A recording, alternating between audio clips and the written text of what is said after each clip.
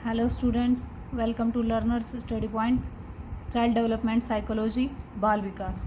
इसमें आज हम करेंगे chapter 5 Kohlberg's theory of moral development, Kohlberg का नैतिक विकास सिद्धांत। आज की वीडियो आपके लिए बहुत ज़्यादा इंपॉर्टेंट है और सीटेट वालों के लिए तो बहुत ही ज़्यादा इंपॉर्टेंट है। सीटेट में इस चैप्टर से क्वेश्चन ज़रूर पूछे जाते हैं। कोहलबर्ग का नैतिक विकास सिद्धांत, यहाँ से आपको 2 नंबर का 3 नंबर का क्वेश्चन ज़रूर मिल जाएगा। तो चलिए इस टॉपिक को आज करते हैं। स्टूडेंट्स, आज आपका chapter number 5 Kohlberg theory of moral development, Kohlberg का नैतिक विकास सिद्धांत। कोहलबर्ग के सिद्धांत जानने से पहले आप ये जान लीजिए कि नैतिक विकास होता क्या है। नैतिकता का वो गुण जिससे हम सही गलत या फिर अच्छा बुरा क्या है उसकी पहचान कर सकते हैं, वो है हमारा नैतिक विकास। नैतिक विकास होता कब है? नैतिक विकास जो है बच्चा अपने वातावरण से, समाज से, परिवार से, सबसे, इन सब से ही वो इस गुण का विकास कर पाता है। तो ये होता है नैतिक विकास। बच्चा अपने परिवार से ही, स्कूल से, वातावरण से, इन सब से ये सीखता है कि क्या अच्छा है और क्या बुरा है। इसको ही क्या बोला जाता है? नैतिक विकास। फिर है कोहलबर्ग। कोहलबर्ग के बारे में जान लीजिए कि ये कौन थे। कोहलबर्ग अमेरिका के मनोवैज्ञानिक थे। इन्होंने नैतिक विकास का सिद्धांत दिया। ये अपने एक्सपेरिमेंट्स छोटी छोटी कहानियाँ लिखकर करते थे और उनमें से फिर नैतिक समस्याओं के संबंध में प्रश्न पूछते थे। इस तरीके से इन्होंने इस नैतिक विकास के बारे में सिद्धांत दिए। फिर इन्होंने अपनी कहानियों पर बेस्ड हमें 2 डेफिनेशंस दी। फर्स्ट इज नैतिक दुविधा, मोरल डिलेमा, एंड दूसरी नैतिक तर्कना, मोरल रीजनिंग। पहले हम जानते हैं नैतिक दुविधा क्या होता है। नैतिक दुविधा होता है कि सही और गलत के बारे में डिसीजन लेने के लिए जो प्रक्रिया हमारे सामने आती है उसे हम नैतिक दुविधा कहते हैं। जैसे किसी बच्चे के सामने एक नैतिक दुविधा आ जाती है कि उसका क्लास टेस्ट हुआ और उसे क्लास टेस्ट में कम मार्क्स आए। टीचर ने उसको बोला कि आपको अपने पेरेंट्स के सिग्नेचर करवा के लेके आने, नहीं तो कल पिटाई होगी। तो उस बच्चे के सामने क्या दुविधा आ गई? अगर वो घर पे दिखाता है तो भी उसको मार पड़ेगी क्योंकि उसके मार्क्स कम आए हैं। अगर वो नहीं दिखाता है, सिग्नेचर नहीं करवाता है, तो कल टीचर से उसको डांट पड़ेगी या मार पड़ेगी। तो इस तरीके से उसके सामने क्या है? एक नैतिक दुविधा है। उसको नहीं समझ में आएगा कि वो क्या डिसीजन ले। तो ये जो प्रक्रिया है उसको हम क्या बोलते हैं? Moral dilemma. नेक्स्ट है नैतिक तर्कना।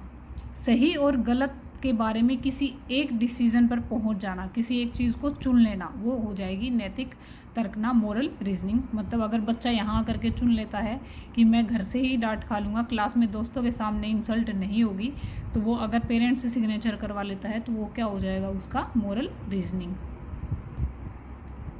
कोहलबर्ग ने नैतिकता के 3 स्तर दिए हैं और 3 स्तर के साथ साथ उसने 2 उनके उप स्तर भी दिए हैं। तो पहले उनके 3 स्तरों को जान लेते हैं। पहला है प्राक रूढ़िगता नैतिकता का स्तर, प्री कन्वेंशनल स्टेज। सेकंड है रूढ़िगत नैतिकता का स्तर, ये है कन्वेंशनल स्टेज। और उत्तर रूढ़िगत नैतिकता, पोस्ट कन्वेंशनल स्टेज। इन्होंने ये 3 नैतिकता के स्तर दिए। आपसे सीटेट में क्वेश्चन पूछा जाता है कि कोहलबर्ग के नैतिक स्तर कितने हैं? तो वो हैं 3। तीनों के नाम अच्छे से याद कर लीजिए। पूछा जाता है कि ये कौन सा 4 ऑप्शंस में से कोहलबर्ग का नैतिक स्तर का सिद्धांत नहीं है। तो इस तरीके से आपको इन तीनों के नाम अच्छे से याद होने चाहिए।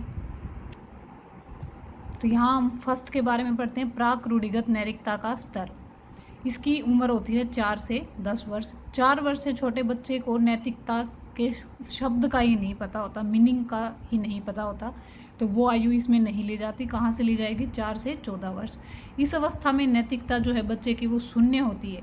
बच्चे को सही और गलत का ज्ञान इस उम्र में होता ही नहीं है कि क्या सही है और क्या गलत है। इस अवस्था में बच्चे के नैतिक और अनैतिक विचार सिर्फ दूसरों पर डिपेंड करते हैं।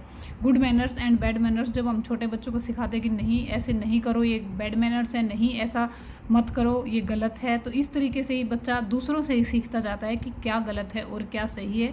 उसके खुद के विचार इस अवस्था में नहीं होते हैं। तो प्राक रूढ़िगत नैतिकता स्तर के 2 उपस्तर हैं। उनमें से पहला है दंड एवं आज्ञा पालन, पनिशमेंट एंड ओबीडियंस। इस उम्र में बच्चा क्या करता है? इस अवस्था में बच्चे को नैतिकता दंड मिलने का या फिर आज्ञा पालन करने पर उसकी जो ये अवस्था है वो आधारित होती है। क्या होगा कि जैसे ये ऐसे मान लीजिए कि जब हमारे घर पर कोई मेहमान आते हैं तो बच्चा क्या करेगा? अगर उनको नमस्ते करता है, अच्छे से बोलता है, तो उसको क्या होगा कि अगर अगर वो अच्छे से बिहेव करता है तो उसको तारीफ़ मिलती है, तो पेरेंट्स के सिखाए हुए आज्ञा का पालन करता है। अगर वो भूल जाता है, वो नहीं करता है मेहमानों को, तो बाद में उसको क्या होता है, दंड का डर होता है कि इनके जाने के बाद पेरेंट्स जो है वो डांट लगाएंगे कि उनके सामने अच्छे से बिहेव क्यों नहीं किया। तो पहली स्टेज में बच्चा सिर्फ इसी पे रहता है, दंड एवं आज्ञा पालन पे। सेकंड है साधनात्मक सापेक्षता तथा उन्मुखता। इसमें क्या आता है कि इसमें जैसा व्यवहार हम बच्चे के साथ करेंगे, बच्चा वैसा ही व्यवहार हमारे साथ करता है, इसलिए इसको जैसे का तैसा व्यवहार कहा जैसे का तैसा भी कहा जाता है। इसमें जैसे कि अगर हम बच्चे को स्वीट बोलेंगे, अच्छे से प्यार से बोलेंगे, तो वो भी हमें प्यार से ही रिएक्ट करता है। अगर आप बच्चे को रूड बोलोगे तो बच्चा जैसे आप बोलोगे वैसे ही जवाब देता है, इसलिए इसको जैसे को तैसा भी कहा जाता है। नेक्स्ट है रूढ़िगत नैतिकता का स्तर।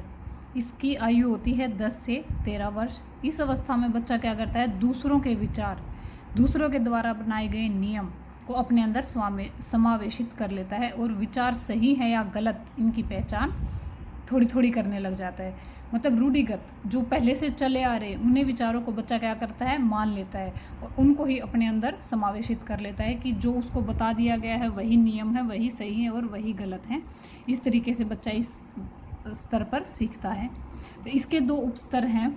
फर्स्ट है अच्छा लड़का और लड़की बनने की उन्मुखता, गुड बॉय और गुड गर्ल। इस अवस्था में बच्चा क्या करता है, अच्छा बनने की कोशिश करता है। जैसे अगर हम स्कूल में बच्चा अच्छा होमवर्क करके लेके आता है, उसको टीचर बोलते हैं गुड बॉय, तो वो नेक्स्ट डे और अच्छा करने की कोशिश करता है। इसीलिए बोला जाता है कि इस छोटी उम्र में बच्चों को बहुत गुड एंड स्टार क्लासेस में मिलते हैं। इसी तरीके से अगर घर पे बच्चा अगर छोटा सा भी कोई काम कर देता है और उसे हम वेरी गुड बोलते हैं, तो वो और पूछता है कि कोई और काम करना है। इस तरीके से गुड बॉय और गुड गर्ल के लिए इस एज में बच्चा बहुत तत्पर रहता है। सेकंड है आपका कानून एवं व्यवस्था उन्मुखता, लॉ एंड ऑर्डर। इस अवस्था में बच्चा क्या करता है, नियमों, कानूनों और व्यवस्थाएं जो भी समाज द्वारा बनाई गई हैं उनको समझने लगता है और इनको निभाने की कोशिश करता है। जैसे अगर बच्चे को पता है कि अगर रेड लाइट है कहीं पर भी रोड पे, तो अगर रेड लाइट को तोड़ा तो उसको जुर्माना भरना पड़ेगा। तो इस वजह से बच्चा क्या करेगा, उन रूल्स को, नियम को उस डर के कारण उनका क्या है, उनको निभाने की पूरी कोशिश करेगा। थर्ड सिद्धांत है कोलबर्ग का, उत्तर रूढ़िगत नैतिकता। ये होती है 13 वर्ष से ऊपर की उम्र। इस अवस्था में बच्चा क्या करता है, खुद के निर्णय खुद लेने लग जाता है। समाज द्वारा बनाए गए नियमों को अपने विचारों में भी प्रकट करने लग जाता है कि क्या सही है और क्या गलत है। वो अपने विचार समाज के बनाए हुए नियमों पर रखने लग जाता है कि ऐसा क्यों बनाया गया है, ये सही नहीं है या ये सही है। इस तरीके से वो अपने विचारों को उन नियमों के ऊपर बनाने लग जाता है। तो इसके 2 उपस्तर हैं, सामाजिक अनुबंध उन्मुखता। इस अवस्था में बच्चा जो है नियमों को तोड़ने लग जाता है अगर नियम किसी के नुकसान के लिए होते हैं तो। जैसे कि पीछे बच्चा क्या करता था, जब रेड लाइट होती थी तो वो रुक जाता था। अगर इस उम्र में बच्चा रेड लाइट पे है और अगर वो उसके पीछे मान लो कोई इमरजेंसी के लिए कोई उसके पीछे काम है, तो वो क्या करेगा, रेड लाइट को तोड़ देगा और जो उसको ज़रूरी काम है वो उसके लिए पहले जाना ज़रूरी समझेगा। ठीक है, तो इस तरीके से अगर किसी को कोई नुकसान होता है तो बच्चा इस उम्र में नियमों को तोड़ने लग जाता है। तो यहीं पर बच्चे की सोच क्या होती है, नियम हमारे लिए बनाए गए हैं, हम नियमों के लिए नहीं बनाए गए हैं। फिर सेकंड इसका उपस्तर है सार्वभौमिक नैतिक सिद्धांत उन्मुखता। इस अवस्था में बच्चा क्या करता है, दूसरों के नियमों का पालन न करके स्वयं के नियम बनाने लग जाता है और उन्हीं पे व्यवहार करना शुरू कर देता है। दूसरों के नियमों को अब और वो नहीं मानता, खुद के नियम बना लेता है जिस तरीके से उसको जीना है। इस अवस्था में बच्चा किसी अच्छे और बुरे काम के लिए जान देने तक की बातें करने लग जाता है सार्वभौमिक नैतिक सिद्धांत उन्मुखता पर। इस उम्र में जो है बच्चे में बहुत ज़्यादा मानसिक विकास हो जाता है और वो अपना अच्छा और बुरा खुद डिसाइड करने लग जाता है। तो ये आज आपका चैप्टर हुआ कोलबर्ग के सिद्धांत, जो 3 हैं और 2 उनके उपस्तर हैं। यहाँ से आपसे क्वेश्चन पूछा जाता है। नेक्स्ट टॉपिक करेंगे नेक्स्ट टाइम, और मेरे चैनल को लाइक एंड सब्सक्राइब कीजिए। आपको जल्दी साइकोलॉजी यहाँ कंप्लीट करा दी जाएगी। दूसरे सब्जेक्ट्स को भी आप पढ़िए और वीडियो को प्लीज़ शेयर ज़रूर कीजिए। Thank you.